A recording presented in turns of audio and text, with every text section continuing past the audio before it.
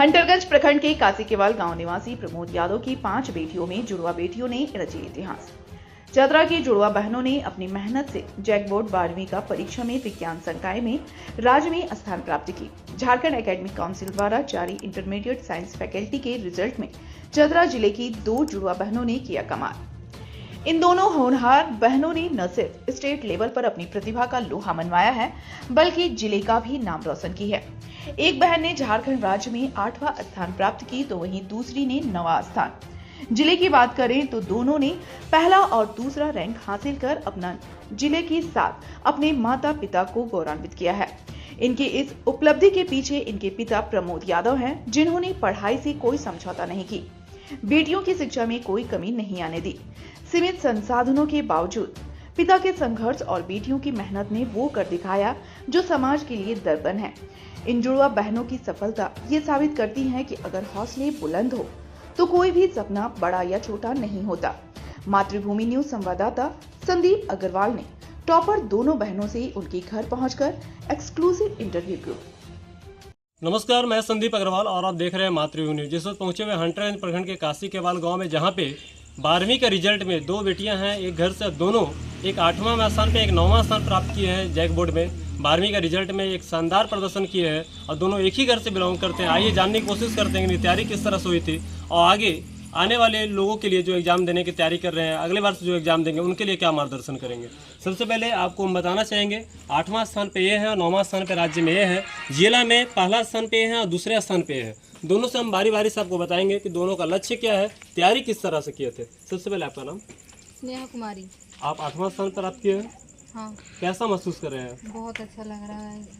तैयारी का शेड्यूल क्या था, किस तरह से आप यहाँ तक पहुँचे, आपको क्या लग रहा था उस समय एग्जाम के समय में, कैसे हम यहाँ तक तैयारी कर पाएंगे? थोड़ा डर तो लग रहा था कि कैसे कर रही हैं, पर मेहनत की है बहुत ज़्यादा।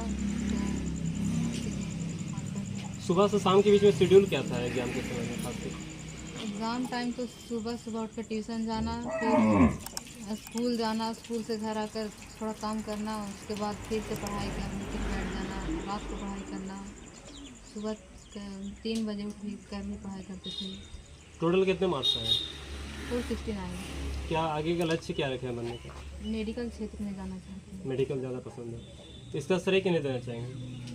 सबसे से तो पापा देना चाहेंगे। 5 बेटी होते हुए हम लोग को पढ़ाए हैं ग्रामीण क्षेत्र में, वो खास करके होते हुए, और बाकी mummy, school teacher, tuition teacher सबको देना चाहेंगे। ISC में आप टॉपर किए हैं, दोनों बहन टॉपर किए हैं। कोई ऐसा सब्जेक्ट उसमें से जो आप ज़्यादा पसंद करते हो ISC में? सबसे ज़्यादा तो अभी तक फिजिक्स सबसे ज़्यादा अच्छा लगा था। फिजिक्स में। आइए अब जो 9वें स्थान पे हैं उनसे भी जानने की कोशिश करते हैं। आपका नाम? नेहा कुमारी। राज्य में 9वां स्थान प्राप्त किए और ग्रामीण क्षेत्र से आने के बाद भी इतना अच्छा तक आपका रिजल्ट रहा है, कैसा महसूस कर रहा है आप? बहुत अच्छा लग रहा है। हम राज्य में 9वां स्थान पर आए हैं, जिला में दूसरे स्थान पर। बहुत अच्छा लग रहा है। माता पिता को भी गौरवान्वित महसूस कर रहे हैं आपकी वजह से। तैयारी जिस तरह से आप लोग दोनों बहन का शेड्यूल था, ग्रामीण क्षेत्र में रहने के बाद भी आप लोग किस तरह से ट्यूशन गए, आगे का पढ़ाई कैसे जारी रखे, उसके बारे में बताएंगे। हम लोग यही रूटीन था, सुबह उठकर ट्यूशन जाना, सुबह का ट्यूशन रहता था, और उसके बाद जस्ट स्कूल, उधर से आकर थोड़ा मोड़ा काम और फिर पढ़ाई करने के लिए बैठ जाते थे शाम को, और फिर सुबह में भी उठते थे 3 बजे 3:30 बजे। टोटल मार्क्स और परसेंटेज आपके? मार्क्स 468 है, परसेंटेज 93.6 समथिंग है। अभी बधाई देने का तो सिलसिला लगा होगा, चारों तरफ सबके घर में भी फ़ोन आ रहा होगा बधाई का, कैसा अब लग रहा है इतना खुशखबरी मिलने के बाद? बहुत अच्छा लग रहा है, सब खुश हैं, पेरेंट्स लोग, फैमिली, सब अच्छा लग रहा है। आगे का तैयारी आपका? इंजीनियरिंग लाइन में जाना चाहते हैं। इंजीनियरिंग में जाएंगे। तो जो गुरुजन आपको तैयारी करवाते थे उसका उनका भी कुछ शेड्यूल होगा कि इस तरह से पढ़ाई कीजिए, इतना बजे से इतना बजे तक इस चीज़ में ध्यान दीजिए। लाइब्रेरी भी जाते थे क्या? नहीं, लाइब्रेरी नहीं जाते थे, लोग कोचिंग जाते थे, और टीचर्स लोग भी बोलते थे अच्छे से पढ़ाई करो, ढंग से टाइम दे। हम लोग का भी बहुत सपोर्ट रहा है टीचर्स लोग का। जो लोग बेटियों को बोझ समझते होंगे उनके लिए क्या मार्गदर्शन देंगे आप? नहीं, बेटी ज़रूरी नहीं है कि बेटी बोझ है। घर का भी काम संभालते हैं? हाँ, वो लोग घर का ही काम करते हैं। खेत में भी पापा खेती करते हैं, तो उसमें हम लोग हाथ बटाते हैं जितना कर सकते हैं।